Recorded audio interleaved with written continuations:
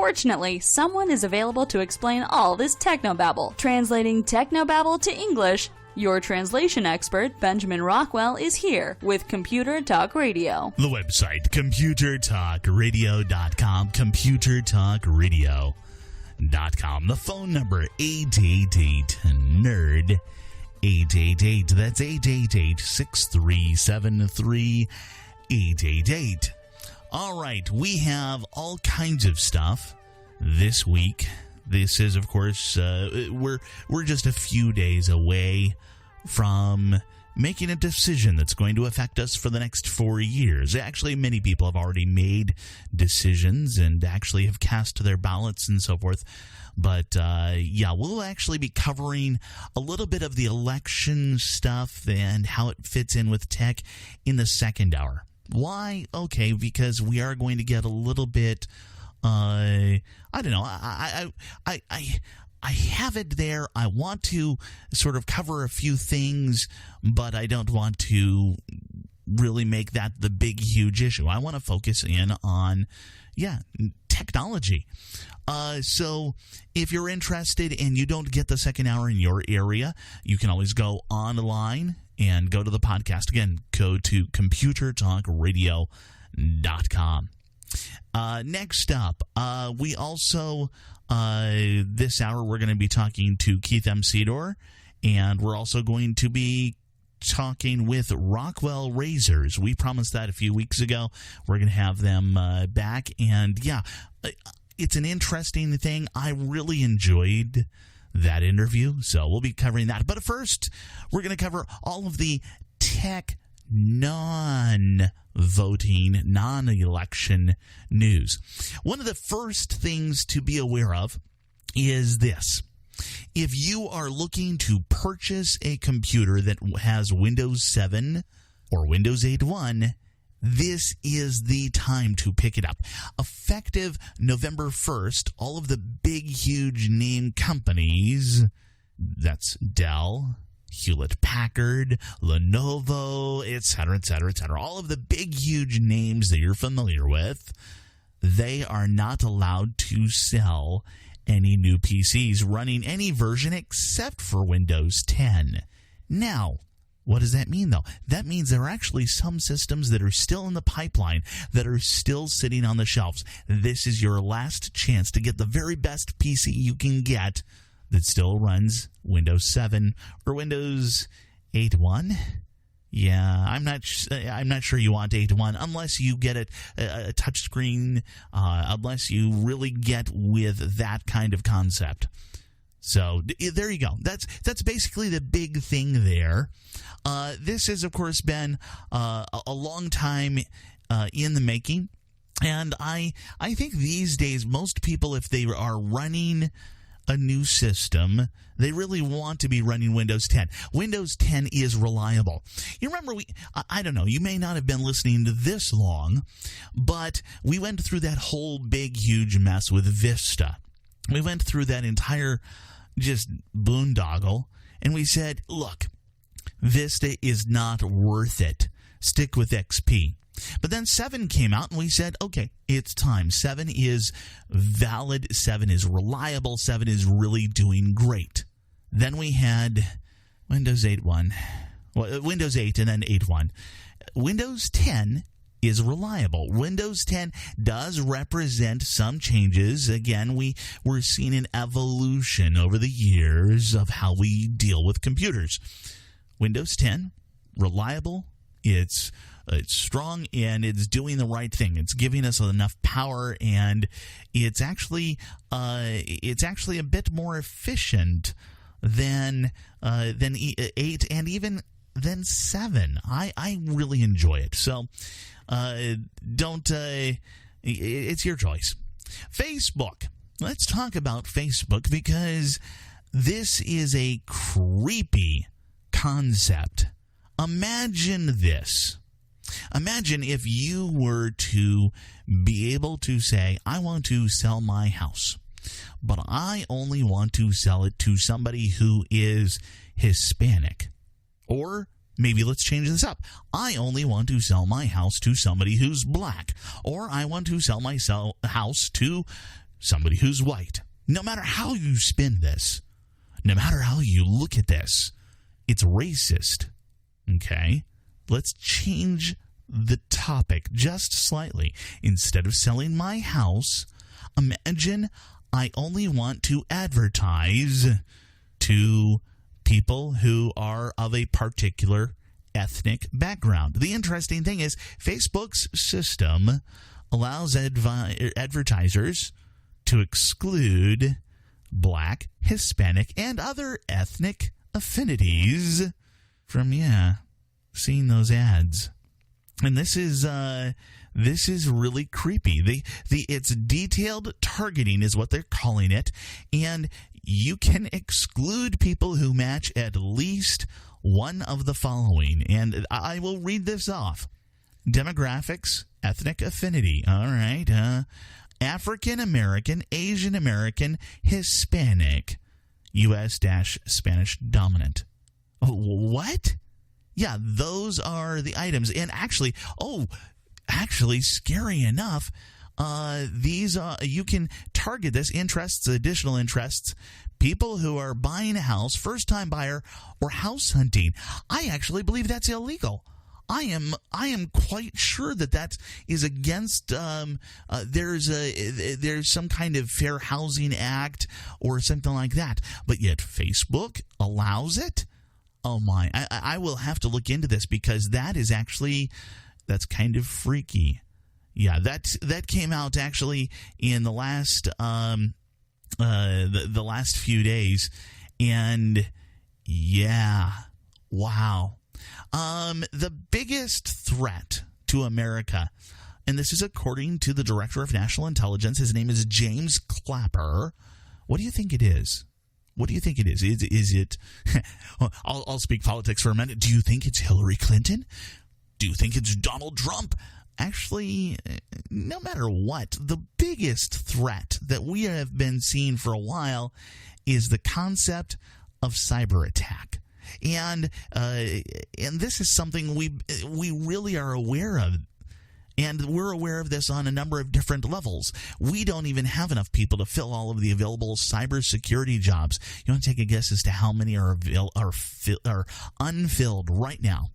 They're open. They're available if you have that background.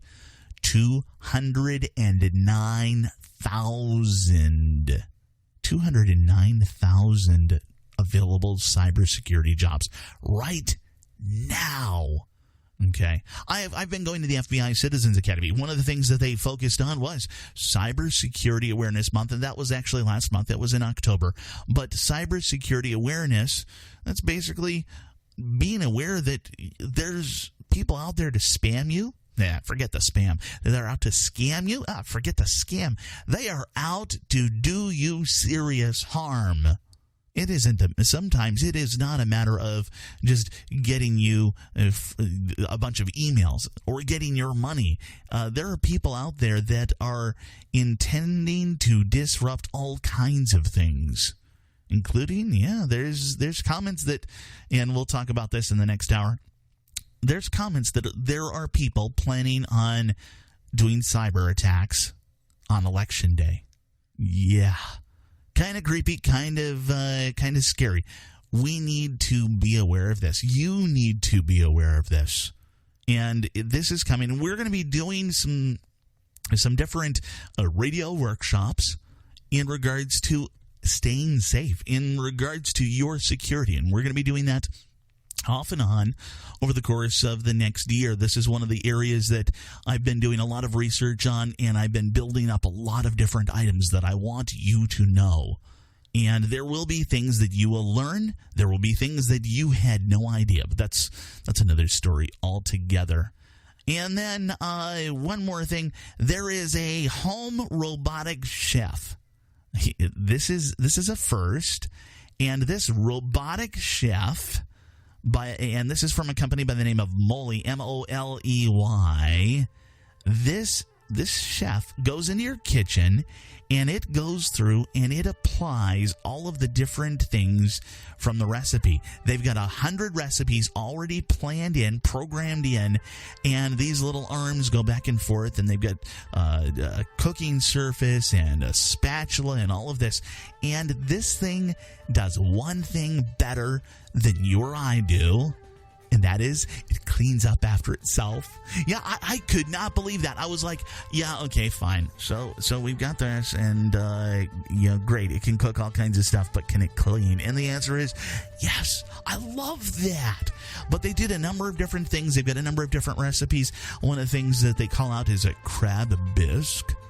Yes, I do believe that's going to be quite wonderful. Anyways, Rockwell Razors is joining me next here on Computer Talk Radio. Let me tell you about The Radio Factory, an exciting new venue for talk radio. It's the internet, the wave of the present. My name is Benjamin Rockwell, and I'm the host of a syndicated radio program, Computer Talk Radio, so I know the internet is here and now.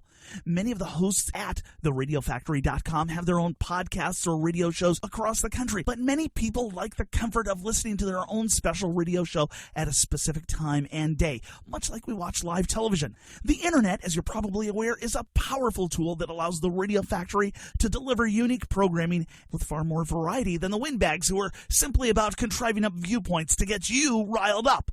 Additionally, you'll find that many of the programs are shorter, giving more information in less time. Stick with theradiofactory.com and see how it evolves to keep you entertained, interested, informed, and above all, intelligent.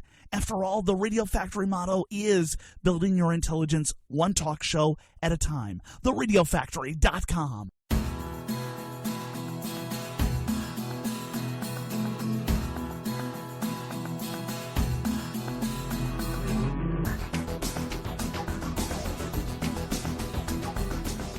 The website, computertalkradio.com, computertalkradio.com. A couple of weeks ago, I had a gentleman on by the name of Gareth Everard. He is with Rockwell Razors. I love the name. I just love the name. I don't know why, other than perhaps the fact that my name is Benjamin Rockwell. There is no relationship here. They just like the name Rockwell, I guess. Is that what it is? You guys... Do you guys have any Rockwells involved with this? It's actually an allusion to the Rockwell hardness test, which is how there's metal balls that you drop on different sheets of metal, essentially, to test their hardness. So, frankly, it's a super nerdy name. Yeah, well, hey, that works considering that we're nerds here. So, this is one of those things where, you know, you're listening to a computer show. You're sitting here, you're listening for technology, you're listening to me give you advice on Windows 10 and iPhones and everything else. Why on earth would I be talking about this is something that is over 100 years old, or right about 100 years old, the idea of double-edged razors. But the reality is, not only did we talk, a few weeks ago, we talked, Gareth, about your Kickstarter project because you guys came up with a new way to do things. Yeah. So we actually, we've created a new kind of double-edged razor that's the adjustable double-edged safety razor. So traditionally, safety razors have one setting, so the blade will cut your hair at only one angle, which means that each razor is pretending that everyone's facial hair and skin are all the same, but that's not true. Yeah. Everyone has different skin and features and face contours and facial hair characteristics and length. So the truth is that one cartridge and one safety razor setting aren't suitable for the entire human race.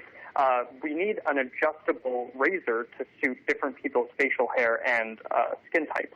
So that's where Rockwell comes in. Our adjustable system means that the lower settings are good for people with more sensitive skin or fine facial hair, and the higher sizes are really good for people with more coarse, curly facial hair or hardier skin. that's really the idea behind the adjustable system. And I think we are the first new intellectual property that's been granted by the USPTO in double-edged razors in over 50 years. Wow, that's just amazing. When you consider this is something that was refined to some extent, as much as you can refine it with technology from the 30s and 40s and 50s, but you guys have taken this another step further. Now, let's talk about the basic concept of double-edged razors.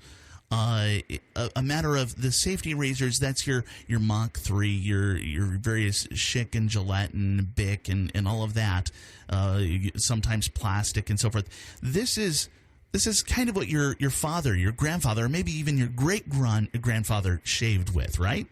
Yeah, absolutely. So nowadays what we see in the shaving industry is what's called the razor and blades model, where big shaving companies want to give you away the handle for free and lock you into buying cartridges pretty much for the rest of your life. But that's actually not how razors worked initially.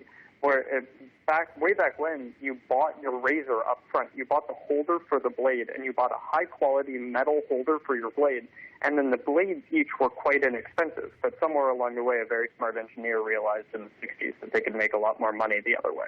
So that's why we saw double-edged safety razors disappear, and they were replaced by cartridges. Now, prior to that, people used the I don't even know what to call it. I'm thinking like cutthroat. The straight razor. The straight razor. There you go. The kind that you'd go into the barber and you'd hope that he really liked you. He wasn't mad at you, and he wouldn't slit your throat right there. So. Yes. So this is the next step after that. This nice thin little blade that fits into the heavy razor. This is I've got the Rockwell Razor actually right in my hands right now, and the weight to this is 5-10 times more than any plastic razor that you'd ever hold. Yeah, really, the idea behind the weight is to communicate the durability of the razor. The idea isn't that we want you to be buying a new handle all the time, and we want you to be going out and buying tons of new cartridges with their flimsy plastic all the time. The idea behind a proper double-edged safety razor would be that you buy the razor for life, and then each razor blade would only cost you 10 cents, for example, compared to however many dollars cartridges are nowadays. Yeah, and this is something where I think it was on your site. I did some studying before I started looking into going this route. A matter of you spend basically your first expenditures. You're spending what you would have spent in the first year on the cheap plastic stuff, but then the follow up every year is extremely low. We're talking, how often do people go through these blades? About this a little bit faster than the plastic razors? No, I'd say about each blade should last you 5 to 7 shaves. So you could estimate that a person would go through 50 or so double-edged razor blades a year is a fair estimate for the average person. So you could say, for example, if you go online and find 100 razor blades for $10, then that pack of razor blades would last you for 2 years. That just boggles my mind. That's even experiencing it right now. It's what I've been going through with this project of mine, because I actually wanted to. I was thinking about all of this plastic that I kept on throwing out. So there's actually an environmental concept for a lot of people out there that have gone this route. They go, why do I keep buying plastic? I've gotten rid of all these other things that are plastic in my life. Why do I keep shaving with plastic? Have you seen that kind of? Absolutely.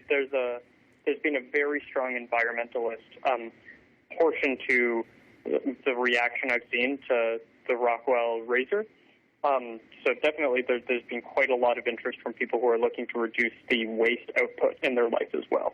So now with this concept, this is something where you guys are really at the forefront. You guys have gone through and you've taken and you've started working with CNC machines and stuff like that. Would you explain what a CNC machine is for the audience? Yeah, so we manufacture in a few different ways. One of them would be CNCing, which is essentially an automated, metal mill is the best way to kind of very simply explain it, where you program in the model that you'd like into the CNC machine, and a series of drills and doodads, to oversimplify, sharpen the metal or shape the metal into whatever shape it is that you'd like to program in. And we also manufacture using metal injection molding, which would be similar to plastic injection molding, except with stainless steel and much, much harder to do properly. So now with this concept, we're talking, this is kind of the higher tech approach to manufacturing. The concept of CNC is, I'm doing this off the top of my head, I think it's computer numeric control, or maybe it's the other way around. So this is something that's computerized. They didn't even have this kind of concept 50 years ago. So there's a lot more too. I mean, we talked about your Kickstarter project, but I know you guys are moving forward on another evolution to this. And when we get back from the break, I want to drill down into sort of the new directions that you're going in, and kind of what you see as kind of the future for this entire industry. How does that sound? Sounds great to me. All right. This is Benjamin Rockwell. You're listening to Computer Talk Radio. That's Gareth Everard. He is with Rockwell Razors. I'm going to give out the website real quick here. It is rockwellrazors.com. No affiliation. They just happen to have a really, really awesome, cool name. We'll be back with more in just a moment.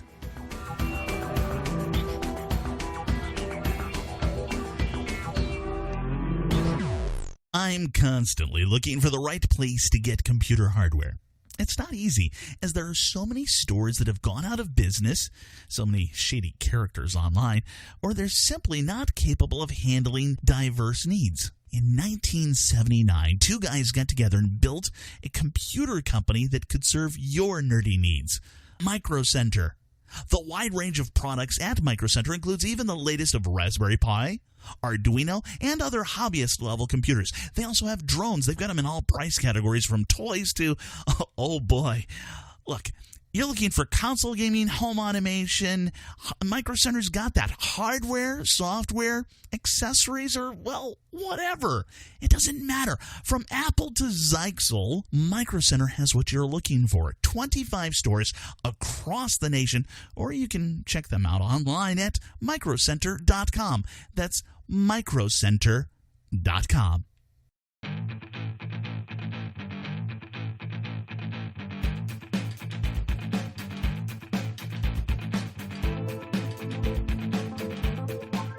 The phone number, 888-NERD, 888. That's 888-6373, 888. Anywhere across the country. I have no idea. Actually, I'm going to ask Gareth. Gareth, I know you guys are up in Canada. Do our toll-free 888 numbers work up there as well? They do.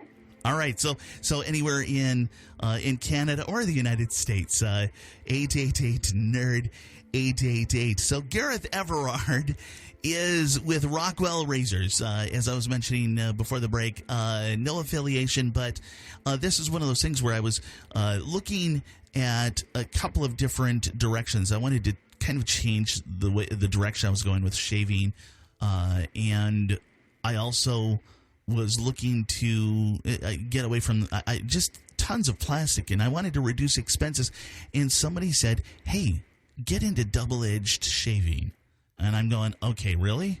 Double-edged shaving, that's that crazy stuff back when, my grandfather probably used that when he was my age, and, you're likely to kill yourself with that. And the reality is, what I found is there's a reason why they're called safety razors. I imagine it's probably pretty hard to hurt yourself other than a slight nick here or there. Am I right, Gareth? Yeah, that's absolutely true.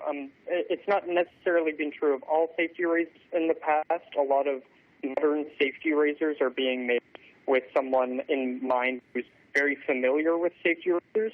but we're starting to see a bit of a renaissance in the space of manufacturers. I'd like to think that Rockwell's the leading manufacturer and designer in that space, who is crafting products that are really made for people like yourself who are interested in coming over from cartridges and want a really easy transition over with absolutely no risk of nicks or cuts. And this is kind of an amazing thing. You would think I would be looking at the latest in high tech and the latest in, some crazy electric razor and stuff like that. And I did go down that road, and I found that I wasn't getting anywhere near the nice, neat shave I was looking for.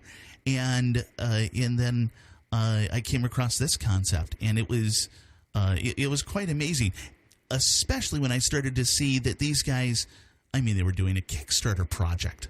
A Kickstarter project means, of course, this is something novel and new and exciting, and I found out it was. I read your article, How Kickstarter Blew Up My Life, and then I contacted you guys. And this is just an amazing article in itself. We talked about it a couple of weeks, just the entire process there. When you guys sat down, though, when you guys prepared to do this, you had an idea. You did some homework ahead of time, I hope. Yes. Yes, absolutely. What are some of the things? What are some of the advancements that you guys came up with when you were building the Rockwell S? So the 6S was the first product that we launched. Yeah, and it's so essentially the innovations that we brought to double-edge shaving are the adjustable factor of the Rockwell 6S. So it has what we call Rockwell sizes 1 through 6, where the lower size settings are for men with sensitive skin and more mild facial hair, and the higher size settings are for guys with hardier skin and thick, coarse facial hair that they need to kind of shear off in a more meaningful way. So you guys went through, you had a $150,000 Kickstarter, and then that went that had its ups and downs. We talked about that again last time you were with us. But now you guys have decided to move forward, and you've got something new coming, and it's the Model T. Tell me about the Model T. So the Model T is simply another take. It's another take on adjustability. There's different ways to skin a cat, so to speak, and to provide innovation in the classic razor space. So just the same way that we'll see different kinds of cartridge razors coming out, I think there's different options for classic adjustable double-edged safety razors that different customers might be interested in. So the Model T and the Chrome series, which is also a new product release since the Model T, are all just different takes on double-edged shaving that I think different kinds of customers could potentially be interested in. So this is an entire concept that basically is changing kind of how people are shaving. Really, it's when I went and I did my homework on this before diving into what I thought would be the slice and dice method. Grab the Ginsu knife from the kitchen or something. When I was looking at this, people were saying, look, just trust it, it'll work.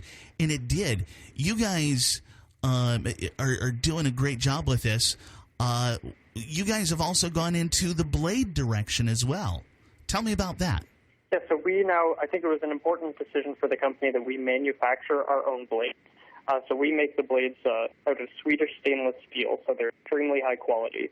And we're also actually moving into, over the next few months, our own shaving cream, oils, kind of help really soothe down your whiskers before you shave, and as well as some post-shave balm and a whole array of other shaving accoutrements, so to speak.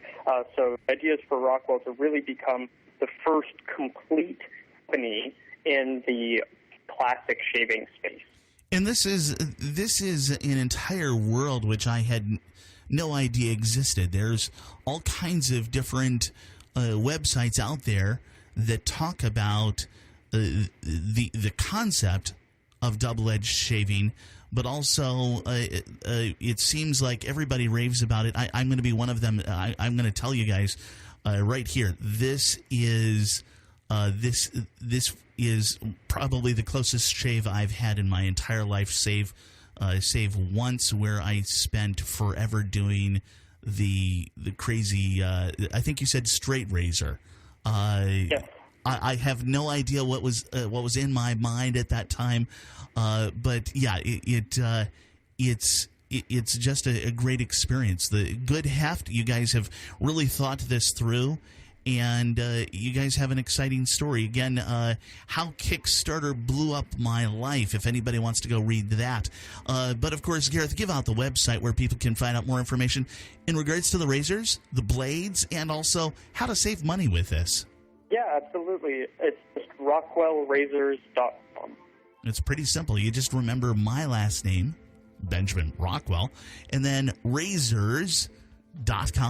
I love this. Gareth, it's wonderful having you on. I wish the best for you guys in your upcoming projects. This actually sounds really awesome and great. Benjamin. It's been great. This is Benjamin Rockwell. You're listening to Computer Talk Radio. I'll be back in just a moment.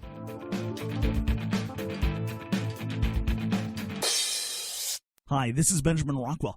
Most of us use digital cameras nowadays, but what do we do with those old pictures and slides in the back of the closet? Well, let me tell you about Legacy Digital Productions. They specialize in taking your old memories on film, videotape, and slides and digitizing them to DVDs. If you have boxes of old slides, then you know they fade more and more each year. Let Legacy Digital scan them for you and stop the aging process dead in its tracks.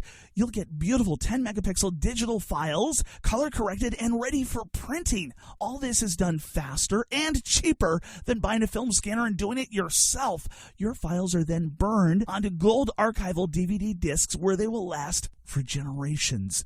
Call right now, mention my name, Benjamin Rockwell, and receive a 30% discount on your order. Call toll-free 1-866-2-LEGACY. That's 1-866-2-LEGACY. And tell them Benjamin sent you. Your memories are priceless, so call 866-2-LEGACY now.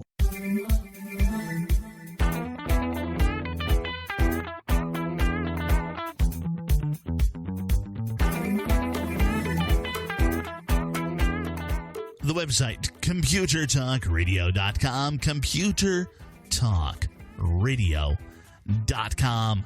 Keith M. Sedor is just one of the people that you can reach there, and of course, he joins me now. Keith. Benjamin! You've got to come back with me. Where? Back to the future. I've just come from the year 2020, Benjamin, and it's glorious. Gary Johnson has just been reelected for a second term. Oh, man. Yeah, I wonder who you're voting for next week. Oh, man. Wow, you just totally threw me off there. That's great. I had a question from, I was in a conversation with someone the other day, and we were discussing kind of what is the future of the MacBook Air. MacBook Air has no future. It has no future. Okay. Would you elaborate on that? Would you give us an idea of where we were with the Air, where we are, and where we're going? Well, I mean, I guess sure. It has no future, so I know where we're going. Well, it's quite simple, Benjamin. If you'll recall, when Steve Jobs walked out on stage with a manila envelope and pulled the thinnest, lightest laptop ever created out of it. Yeah. It was a thing to behold. Fast forward. And a thing to be held, too. Indeed it was. Fast forward to last year when the 12-inch MacBook was introduced, the lightweight entry level was even lighter and slimmer and newer than its MacBook Air. And then so it was already surpassed back last year. Okay. Yes. But keep in mind, I will say that the MacBook, which the 12-inch MacBook, is underpowered compared to the MacBook Air because the MacBook Air has a faster processor and a little bit more memory. With the exception of the 11-inch MacBook Air, because that's ultra underpowered too, because you can only put so much processing power in a device that's small unless you want to actually create your own heatsink. Yeah. But the entire case is the heatsink. Yeah. Okay. Exactly. But that having been said, with the advent of the brand new late 2016 MacBook Pro, that is thinner and lighter. And with the exception of the fact that the MacBook Air is in a convenient wedge shape, the MacBook and the MacBook Pro are thinner and lighter than the MacBook Air. And there really is no business need for Apple to keep the MacBook Air in the lineup any longer, because the purpose of it was to be this super lightweight, ultra portable device, and they already make other devices that are thinner and lighter and more portable than the MacBook Air. You would think that they would have, I don't know, maybe tried to make an even thinner and an even lighter one, but we are getting to the point where we're just not going to get much more space out of these, aren't we? Well, I'm actually encouraged by this development, Benjamin, because when Steve was still running Apple in the early 2000s, during one of his keynote addresses, he put up a grid on the screen, and the grid had 4 quadrants. It was consumer laptop, professional laptop, consumer desktop, professional desktop. And back then, the consumer laptop was the iBook, and the professional desktop was the MacBook Pro. Actually, back then, I believe it was still the PowerBook. And if we have 3 separate models of laptop, they're actually expanding out that paradigm. And I think to keep things simple, Apple was right to make the entry-level laptop also their thinnest and lightest. So we can get rid of the MacBook Air, take this new MacBook, which would replace a MacBook Air and an iBook and any other entry-level laptop Apple has offered previously, and supplant it with one device. And then in the Pro line, I mean, really what I think it's going to come down to, Benjamin, is, I mean, I'm hoping that by this time next year, by the time we're looking at our first refresh of the new model of MacBook Pro with Touch Bar, that the costs for bumping up the specifications will radically come down. Because as I mentioned last week, previously you could max out a MacBook Pro at $34.99, and that was the top of the line, every last option or feature they offered. Sure. Today, you're going to be right around $5,000, and that's got a lot of people up in arms about that. And I know I personally won't be upgrading as long as the price remains half the price of a top of the line cheap car. I was just going to use an analogy of an inexpensive used car. Yeah. This is so. Just real quick, we've only got a little bit more to go. What do you think is going to happen? Do you think with iPad Air? Do you think they'll drop the Air concept completely, or will that continue?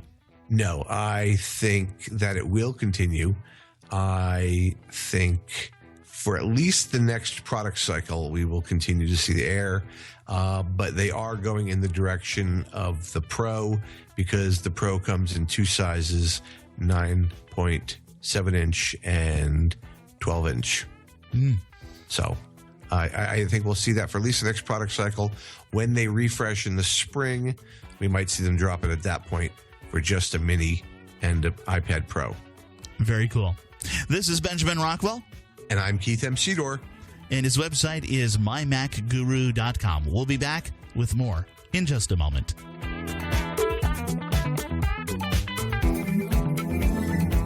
Years ago, I found a web hosting company that fit my needs as a computer nerd, as a radio show host, and just a normal person. Recently, though, it was clear to me that it was time to upgrade. But I had a choice between my old plan and the new one at 7 times the cost. It was that awkward point where I could choose between a sip of water or being dunked in a pool. I searched around, comparing the many options for someone like me. After searching around for 3 weeks, there it was, SiteGround. In proper fashion, I tested their customer service, their knowledge, and their willingness to do things the right way. The SiteGround salesman made sure that I didn't overbuy and get a 50-gallon bucket when a 32-ounce soda would do. These guys know WordPress, Joomla, and regular standard websites. These guys at SiteGround are awesome. SiteGround.com. Site, S-I-T-E, ground.com.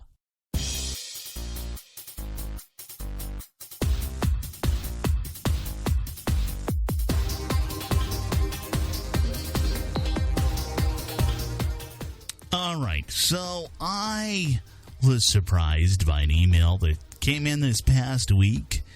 I'm not gonna name the company that sent this to me. It was spam. It was this stereotypical spam, and I think they've tried to contact me before via phone. Somehow they got my email. I don't know. I don't particularly care. But the interesting thing about it, creepy thing, I don't know, maybe not interesting, maybe not creepy. Maybe you're going to think this absolutely innocuous. We have not gotten to Thanksgiving. We actually haven't even arrived at Election Day. The day this email came in, it was a week before Election Day. It was on Wednesday. It was on the 2nd of November, and it says, Happy Holidays, and it's got all of the Christmassy kind of stuff on it, and I'm just thrown off. See, to me, if you've got a computer, you typically can look up when the holidays are. This is officially my first holiday spam. We're in the first week, the very first week of November, and I have a holiday spam. And fortunately, it was somewhat innocuous. These are guys that provide different printer supplies and stuff like that. They're not what you would expect. But, yeah, look, this reminded me that we are entering into the heaviest spam season. This reminded me to talk to you about the fact that right now, you and I are seeing a certain level of spam, and that's going to keep going up and up and up, and we need to be very careful, because this is also the time of the year where things are going to start getting busier and busier and busier. We're just a few weeks away from Thanksgiving. Imagine how hectic it's going to be when we get there. And then we're going to be doing all the Christmas shopping. And then we're going to be doing, I'm sorry, some people out there, they might be shopping for Hanukkah. They might be shopping for Kwanzaa. It doesn't matter. The issue is, this is the most busiest time of the year. I'm not sure that was grammatically correct, but you've got the idea. It is insane.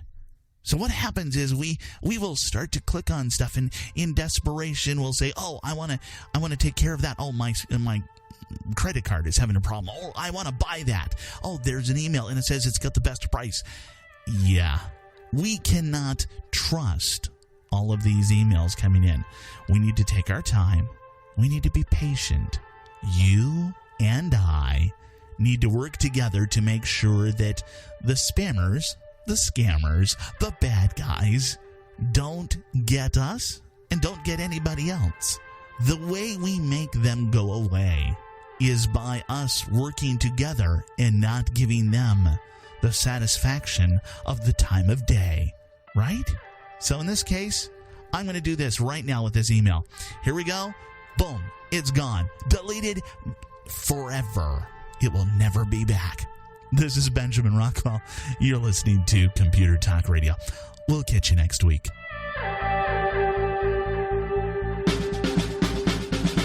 Let me tell you about The Radio Factory, an exciting new venue for talk radio. It's the internet, the wave of the present. My name is Benjamin Rockwell, and I'm the host of a syndicated radio program, Computer Talk Radio. So I know the internet is here and now.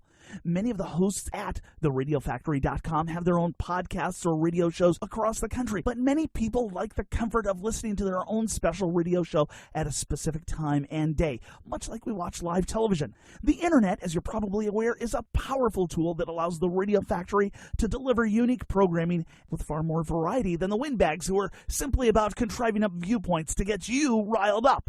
Additionally, you'll find that many of the programs are shorter, giving more information in less time. Stick with theRadioFactory.com and see how it evolves to keep you entertained, interested, informed, and above all, intelligent. After all, the Radio Factory motto is building your intelligence one talk show at a time. TheRadioFactory.com.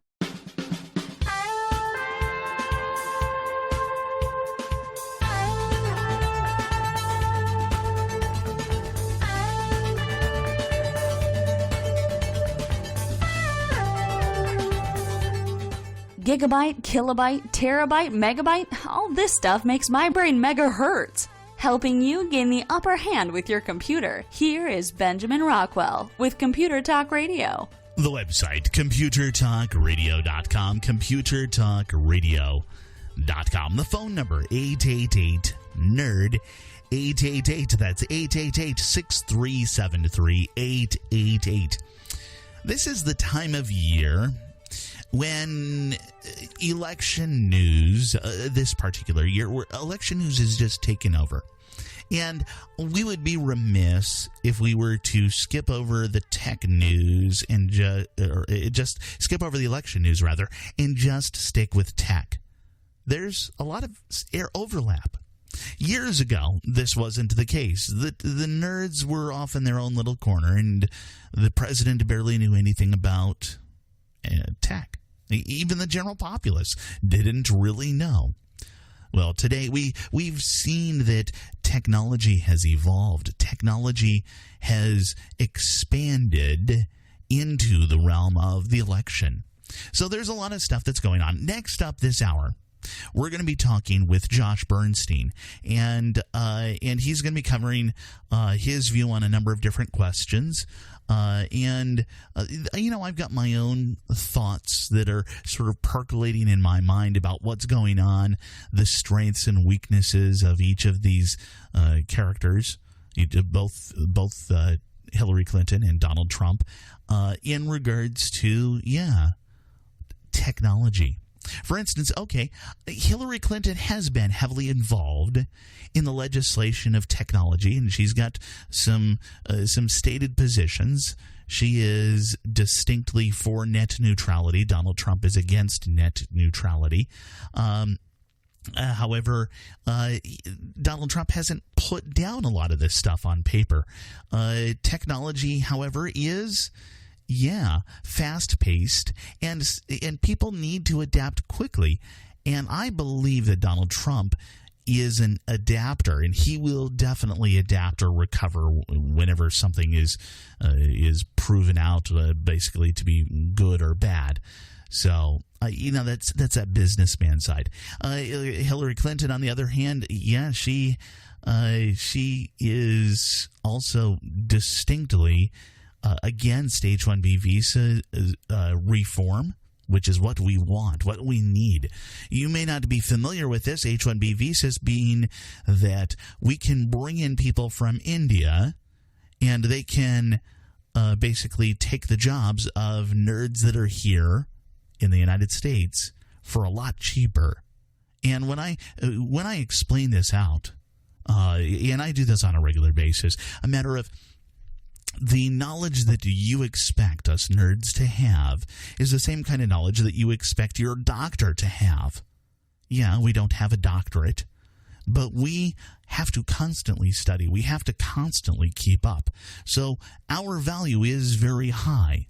When you bring in somebody and you pay them minimum wage to do a very skilled job, you're going to wind up with people who mess up a lot, and that's kind of where that goes. Of course, that's a weak spot for Hillary, a weak spot for Donald Trump. Yeah, he lacks a politically correct filter. Just saying. But I think we know this, and there are going to be a number of different stories that are going to decide this year's election. We're going to be talking about Hillary's email, even though we've been deluged to the point of disinterest, with the WikiLeaks relentless pounding and noting that there are important things, even though we have grown bored of that. And then Google's blatant manipulation of search results and other items to influence the election. So, yeah, WikiLeaks is influencing it, but, so is Google. So there are a number of different things. I'm not going to cover any of the big stuff other than the fact that the polls are going all over the place. So the polls are going crazy. We did get, just before we went to air, this was to record basically, Thursday evening, we found out that a Bill Clinton hard drive, 2 terabytes in size, was stolen from the National Archives. That's just mind-boggling. We have no idea if anything's going to be coming up with, in the aftermath of that. We also know that, basically Hillary Clinton's campaign manager, John Podesta, his email account has been hacked into, and they even know how they hacked into that account. It's just by reviewing the different things. John Podesta fell for basically that concept of someone has your password, click here to change your password. And they went through, and then they downloaded all of his email. They got it. And that is a typical scam. That's something that happens all the time to normal people. But the scary thing is, it happened to, John Podesta. We're talking a big-name guy here. Now, granted, this is something that happened similarly, a number of years ago when Sarah Palin was running.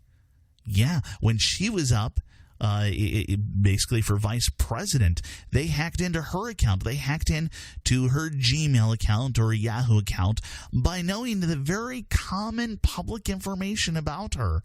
This is something that's going to happen. There are hackers everywhere. So this idea that hacking into these emails is unprecedented, which I've heard a lot, and the answer is no. As a matter of fact, a lot of people consider this to be, I don't want to say fair game. That's probably not the right term, but it's out there. It's something that is distinctly happening. And then there are other things. Of course, Election Day is right around the corner. We've already heard crazy topics. The idea of somebody going through and hacking individual machines, and yet it's not as crazy as you think. I saw a video, and they took a random machine, a random voting machine, and they pulled it out, and there was a simple vote.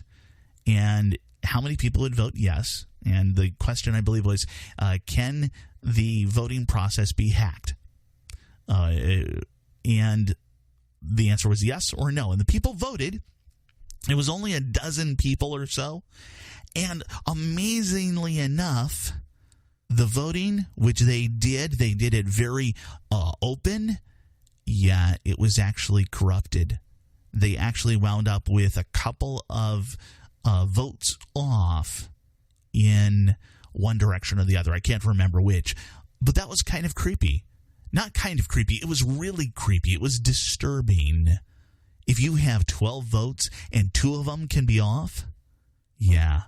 I'm going to be keeping an eye on that. I'm going to be watching for that, of course, through the next week. There's not much we can do. I'm going to report on it after the fact. But it's something that our government is concerned. They're concerned also on the concept of, what could happen next? What could we be hit by a cyber attack? I mean, we were just hit by that distributed denial of service attack on DNS. Just a small company, well, not small company, Dyn, D-Y-N, where they got hit, and that took down 80 sites. Only 80 websites, and we think, no, not so bad. But these were major websites. These were major important websites. So this can be quite disturbing. This can be a situation where there are a number of reasons why our votes may show up off. We've heard stuff in regards to people are voting and they click on the button for straight Republican ticket, straight Democrat ticket, and they go and then they are asked to confirm and everything has been switched.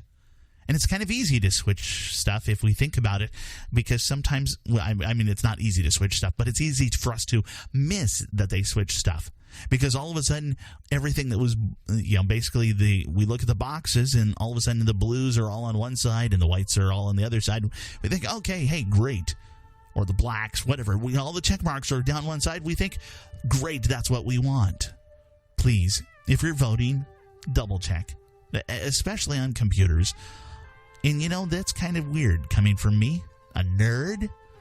I'm telling you to double check the computer. Why? Because, we've already heard reports of faulty programming. We've already heard reports of some problems. And, kind of creepy. And I haven't verified this. I haven't called up a whole bunch of these different cities and counties, registrars, and said, hey, are you guys having problems? But I've seen stuff online in a couple of these videos, which freak me out. Anyways, Josh Bernstein's coming up next. He is a bit partisan, but let's see what he has to say here on Computer Talk Radio. Let me tell you about The Radio Factory, an exciting new venue for talk radio. It's the internet, the wave of the present. My name is Benjamin Rockwell, and I'm the host of a syndicated radio program, Computer Talk Radio. So I know the internet is here and now. Many of the hosts at theradiofactory.com have their own podcasts or radio shows across the country, but many people like the comfort of listening to their own special radio show at a specific time and day, much like we watch live television. The internet, as you're probably aware, is a powerful tool that allows the Radio Factory to deliver unique programming with far more variety than the windbags who are simply about contriving up viewpoints to get you riled up. Additionally, you'll find that many of the programs are shorter, giving more information in less time. Stick with theradiofactory.com and see how it evolves to keep you entertained, interested, informed, and above all, intelligent. After all, the Radio Factory motto is building your intelligence one talk show at a time. theradiofactory.com.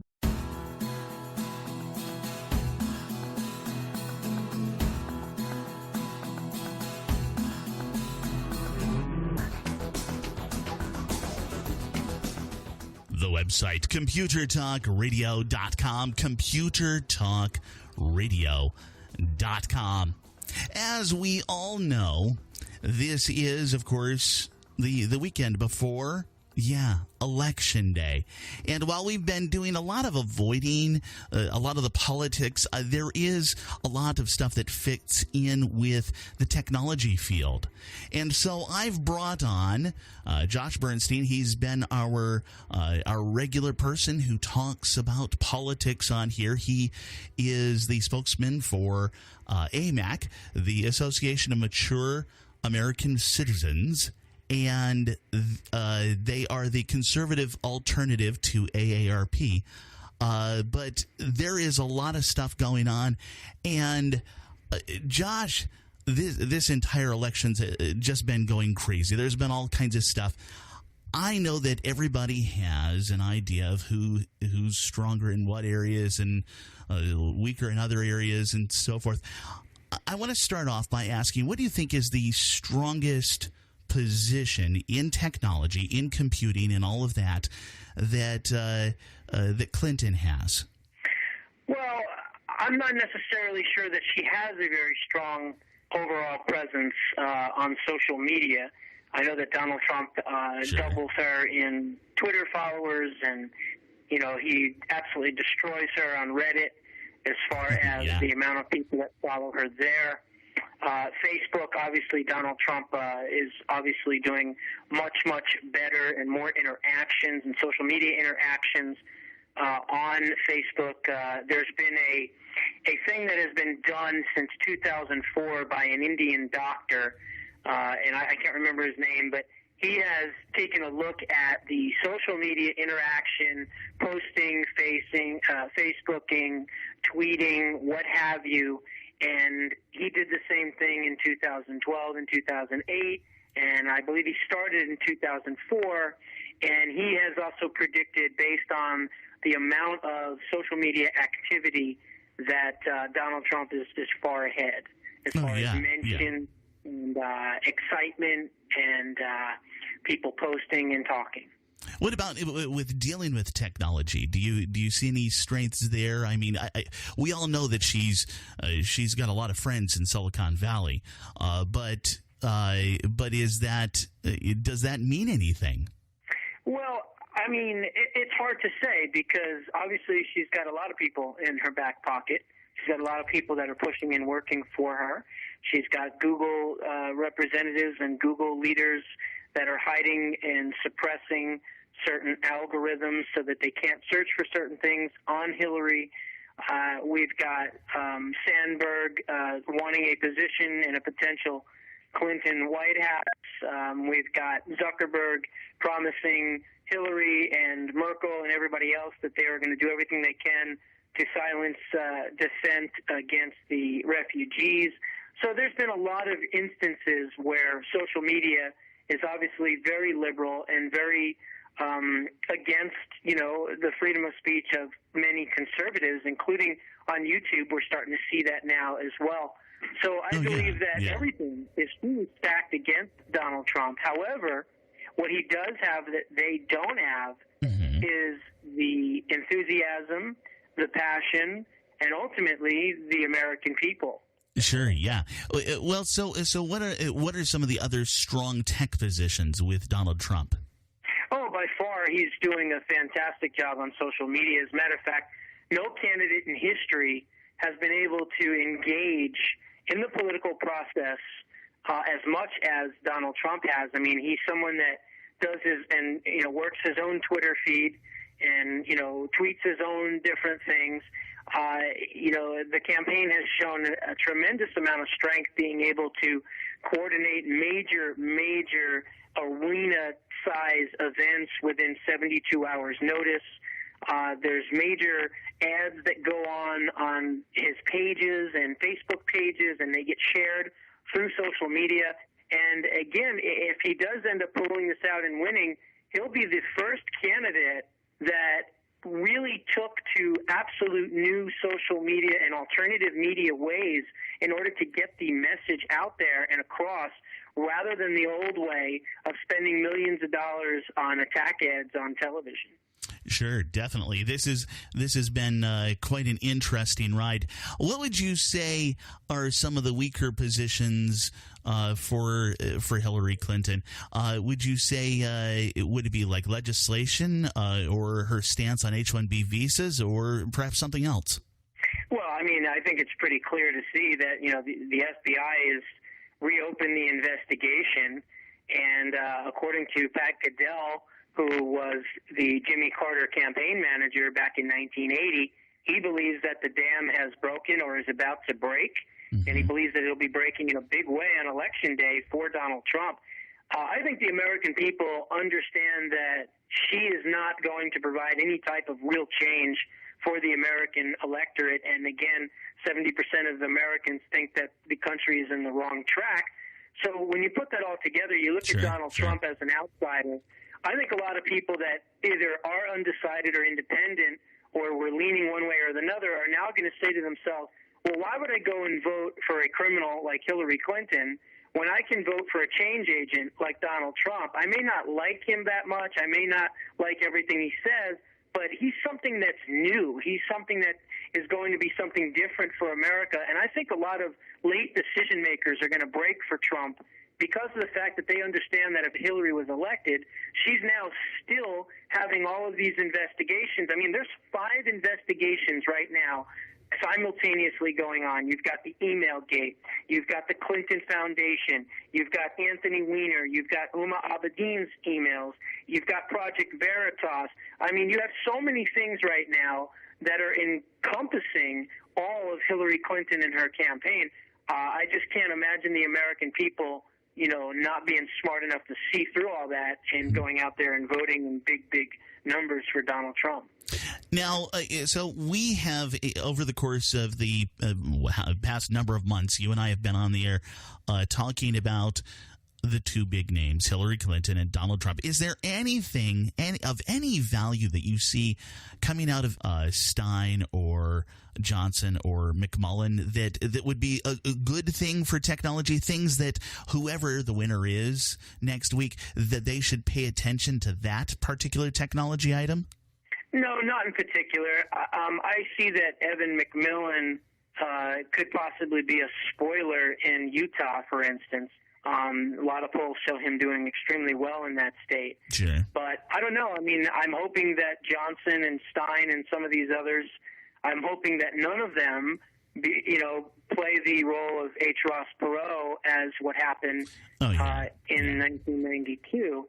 I don't think it will. I think a lot of the people understand that whether you like it or not, it's a two-way race, and if you're going to vote for anyone else other than those, then you're going to be sending your vote to the other person. And I think there's four segments of our society right now that are voting.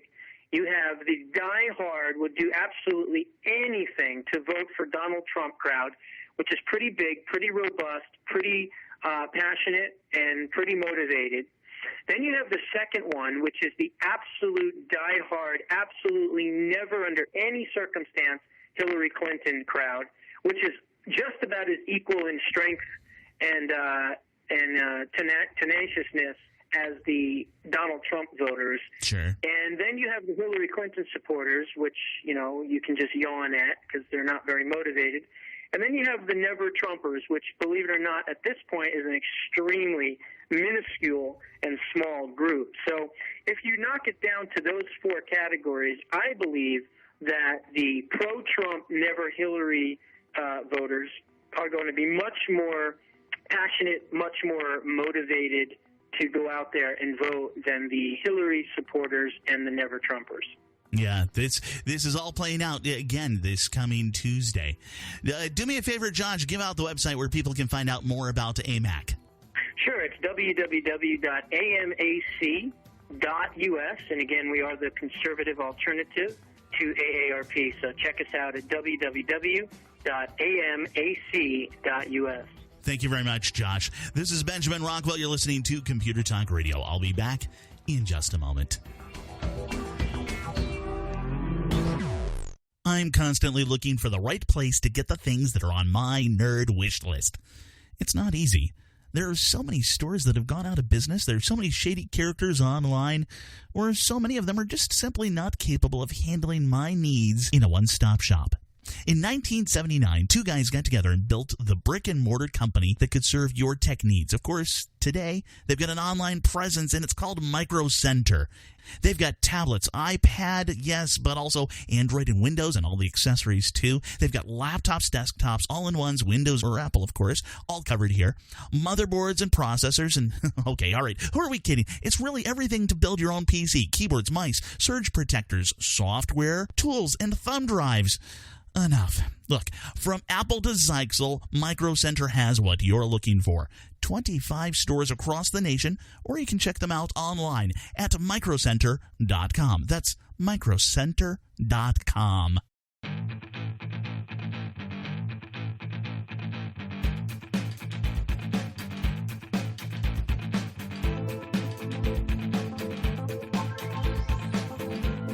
The phone number, 888-NERD. 888. That's 888-6373-888. I'm Benjamin Rockwell, and Marty Winston joins me now. Marty, one of the things about the 40-year house is that's kind of I don't know that we've touched on is the security concepts. Now, I understand this is a home, so there are certain areas you're going to want to discuss, certain areas you're not going to want to discuss. One of the things that comes to mind for me, though, is a lot of people have been going down that road of programmable electronic deadbolts and stuff like that. Are you going in that direction? In a fashion, but not with anything that's off the shelf. Really? Okay, so another one of those custom jobs. I love this. So what are you doing with that? Well, if you don't mind, I'd like to talk first about why I decided not to go with the off-the-shelf product. Sure, yeah. And I review hundreds of products a year. I've probably had 30 of those things in here and tried them, and they certainly do move a deadbolt back and forth. Yes. But the combination that I look for just isn't available in that marketplace. I don't want it to depend on batteries. Let me ask you. Let me jump ahead. Let me think, because there is one thing that's always bugged me with every single one that I've looked at. It's a matter of my personal preference would be when you get close enough with Bluetooth, it should connect up. And everything should work out fine, and it should just unlock.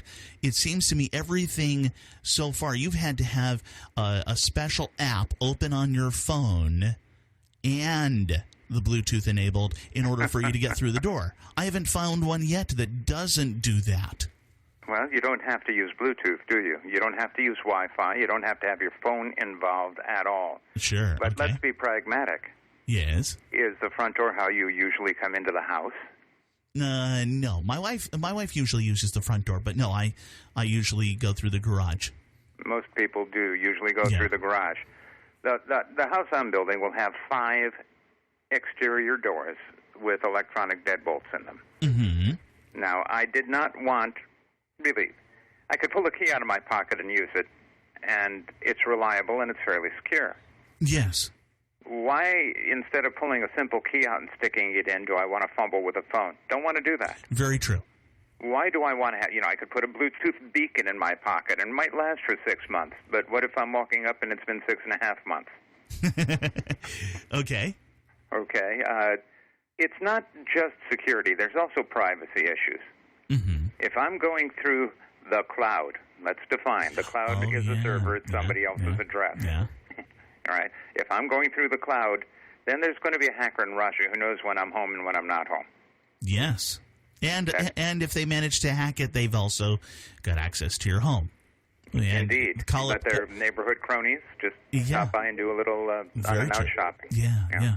So I really dislike the way so many things in the so-called home automation category are about making your house a fun peripheral for a smartphone.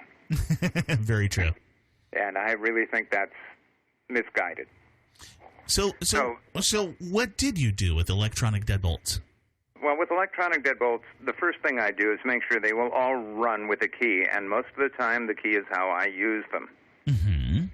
It's when you need to get out of the house, perhaps because there's a fire, that we want to make sure all the deadbolts are unlocked. Okay. It may be when it's nighttime, making sure that the deadbolt is locked. But that's from conditions inside the house. It's not from anything outside. Mm-hmm. We know with the other sensors and systems in the house when somebody's coming into the garage, and we can identify cars that belong there. And the deadbolts of the house or the deadbolts of the office, in that case, can automatically unlock. That's really not terribly hard because it's just another response, another line of code on the same system. When somebody pulls up to the front door, whatever they have in mind, friendly or unfriendly, if it's not a car the house recognizes, that door stays locked. Okay. So it's not a matter of when we're going to let you walk up and have the door be unlocked for you. We're not going to do that. It's not the convenience of you talk to me over the relayed doorbell so I can unlock the doorbell, lock the door for you. We're not going to do that. The door is going to be locked when we don't want people to come in. It's going to be unlocked when it's somebody we know. It's going to be unlocked when getting out of the house is a priority. And anything else is going to work like old-fashioned deadbolts with a real key in a real cylinder, making it really work. Breaking it down, if I may, it sounds to me like you're utilizing deadbolts for what their intended purpose is, and that is security, keeping the bad guys out. I apologize to the electronics industry, but yes, you're right. I love that. You're right. It's one of those concepts where we have spent so much with that entire road, going down that road of let's make everything automated in our house, and we haven't always thought about the consequences of these actions. Well, when it comes to chains of consequence, I am the blacksmith. So basically, you're locking everything down, and keeping again the unwanted persons out.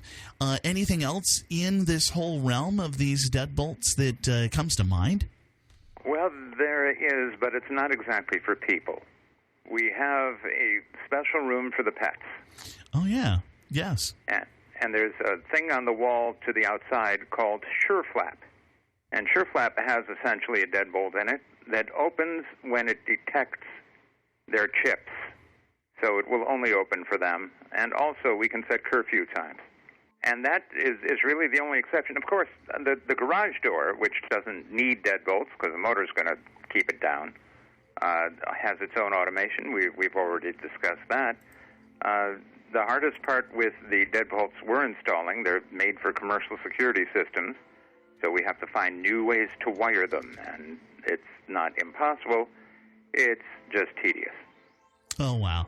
There is so much to this. Again, I keep mentioning this.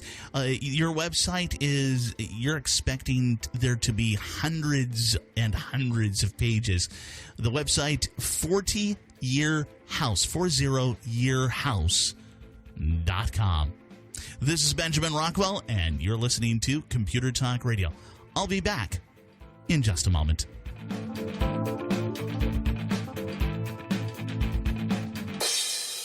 Hey guys, this is Benny Rockwell. Most of us use video cameras nowadays, but what about those old movie films in the back of your closet? Well, let me tell you about Legacy Digital Productions. They specialize in taking your old memories on film, videotape, and slides and digitizing them to DVDs.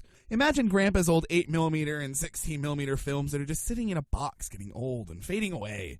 Legacy Digital will clean and recondition those films, capture them digitally frame by frame, and then produce beautiful DVDs of your precious memories on long-lasting, archive-quality discs. They don't use a projector, and your films can't be damaged in the process, the best available for families like yours. The final results are gorgeous. What better way to preserve those precious memories for future generations?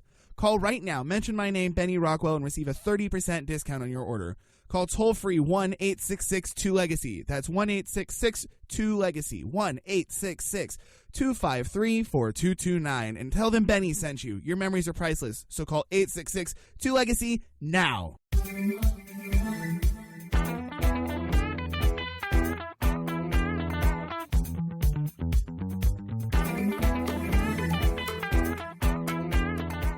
The website, computertalkradio.com, computertalkradio.com. Steve Kesky is out this week. We've got Deb Shadovitz, of course, regular here in his time slot. And Deb, I know that you've been having a lot of fun with all of these travels. You've been with us for so long doing the travel things, but I want to know what you find on the airlines that's interesting. What's coming interesting out of the technology sector when you're flying? Well, that's a good question. It's a funny thing. I enjoy watching the map go by, that you can see the GPS-based map. But aside from that, even on a flight, I flew from Tel Aviv, Israel to London, and then from London to Los Angeles. And those are rather long flights. And I actually didn't do much with technology except watch videos, the same thing we've been doing for years. Sure, so yeah. It's funny that way. But there's a new technology coming out on Lufthansa on their long-haul flights now. And I'm kind of wishing I could be on a Lufthansa long-haul flight soon, just to see what it's like. But I've learned about it. I've talked to the company that's created it, and I think it's an exciting kind of a thing. We've had an option for several years now, since 2008 or so, to buy Wi-Fi, to buy a Wi-Fi service. And sometimes it's available and sometimes it's not, because Wi-Fi presents some challenges when you're really high up there in the sky. So the flights I've ever taken, unfortunately, I've always wanted to try the GoGo internet, and I've signed up for it. The problem is that it hasn't been offered on the flights that I have been on, or something happened to a flight, so they didn't offer it. But this new technology that Lufthansa is starting to offer is by a company called Flight Level Media. And what they're doing is focusing on, can you guess? Okay, social media. We've heard those words, right? Social media. Oh, my. Okay. Yes. So it's a little bit of a one-way thing, but it's still kind of a fun thing to do. You know, people like to check in. People like to let their friends know where they are. You might know, for example, that I'm about to take a flight, and I'm about to fly for, I don't know, X number of hours on the flight, or I'm going to a country, and you say goodbye to me, and then I get a ride to the airport, and you don't know if I've made it to the airport because I'm busy checking in. And then I'm on the plane, and you have no idea if I've ended up in that country or not. And, well, if you're my mom, you care. Yeah. So, well, I mean, we care too here, but yeah. We all believe our friends care, and it's just kind of fun to know and share the excitement of travels. When my friends go places, I love to know that they're going. It's an exciting thing to do.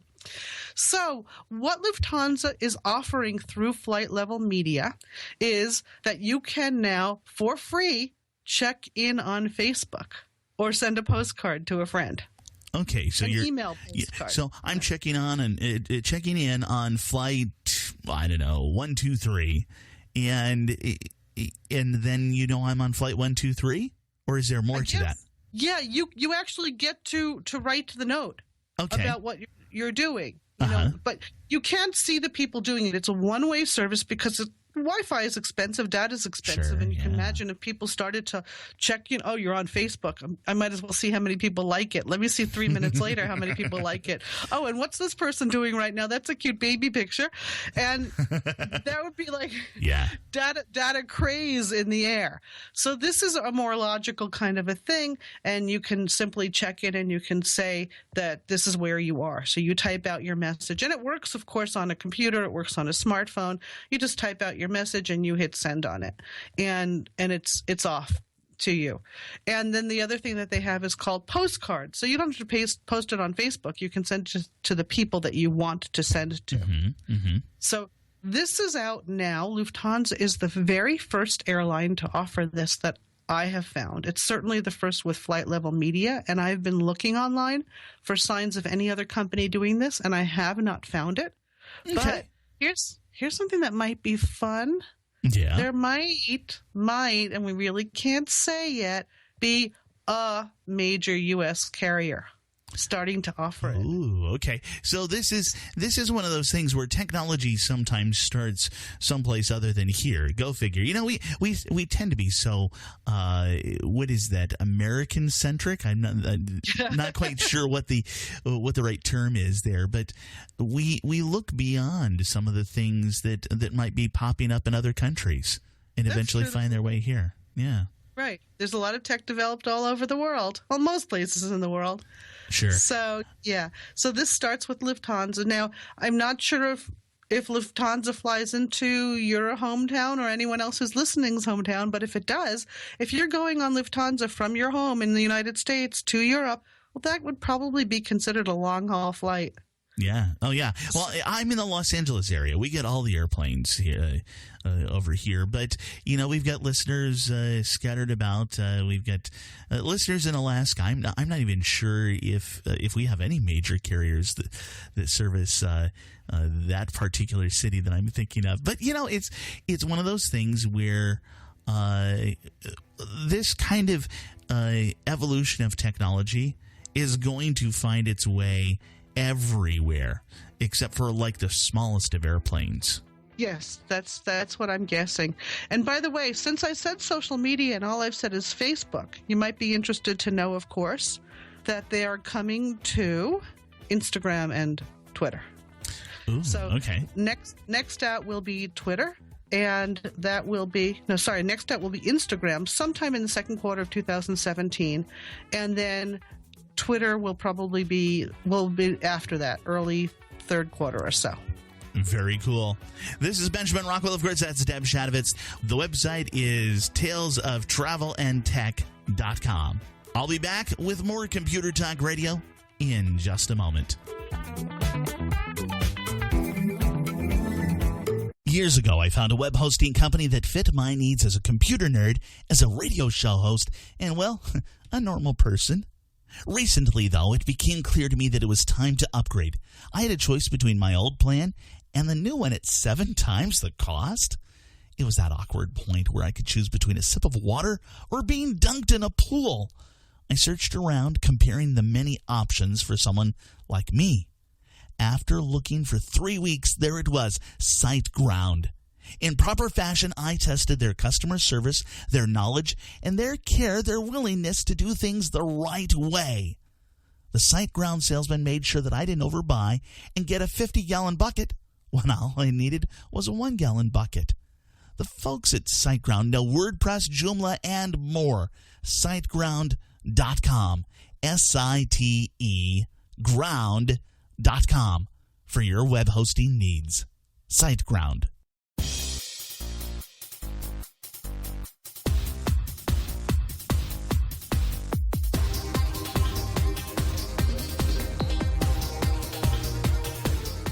So here we are. I've got one more election item to cover, one more item that we need to cover before next week. And it's not really, I could put this off, but we're talking a lot of election stuff right now. We're talking about this entire big situation in regards to the election. So let's talk about this particular item. You remember we had that new website go up, change.gov. And that went up after Barack Obama had been elected, but he wasn't officially the president. But they had decided, let's make this a nice, easy transition, and everybody got together and they made it happen. I was taken aback a little bit by that concept. However, we have to have a transition. We have to be able to move from one person to the other person.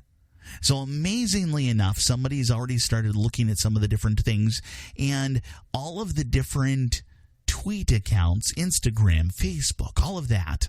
I want you to think of that concept of the @ sign followed by POTUS, P-O-T-U-S, of course, President of the United States.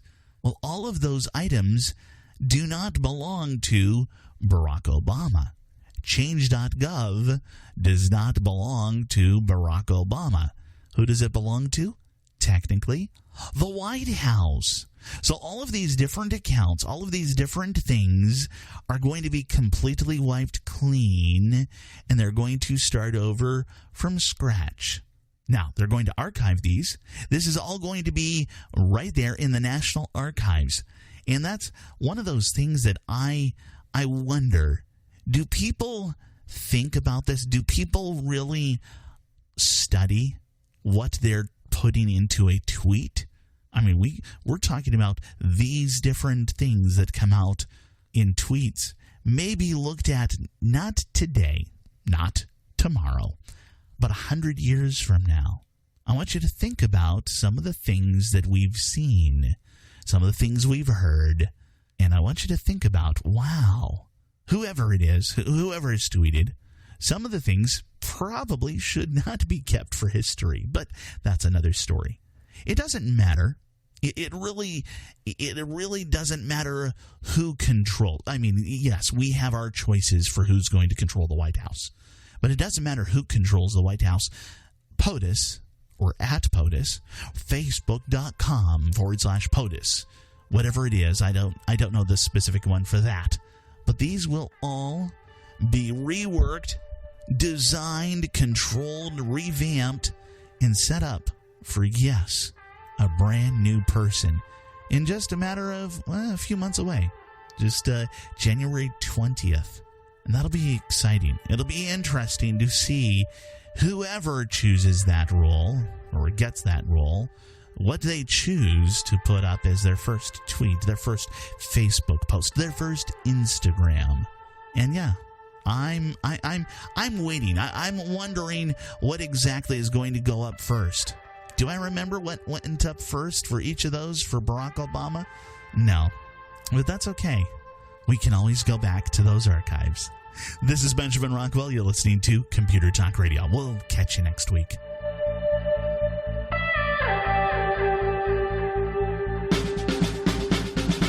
Let me tell you about the Radio Factory, an exciting new venue for talk radio. It's the internet, the wave of the present. My name is Benjamin Rockwell, and I'm the host of a syndicated radio program, Computer Talk Radio. So I know the internet is here and now. Many of the hosts at theradiofactory.com have their own podcasts or radio shows across the country, but many people like the comfort of listening to their own special radio show at a specific time and day, much like we watch live television. The internet, as you're probably aware, is a powerful tool that allows the Radio Factory to deliver unique programming with far more variety than the windbags who are simply about contriving up viewpoints to get you riled up. Additionally, you'll find that many of the programs are shorter, giving more information in less time. Stick with theradiofactory.com and see how it evolves to keep you entertained, interested, informed, and above all, intelligent. After all, the Radio Factory motto is building your intelligence one talk show at a time.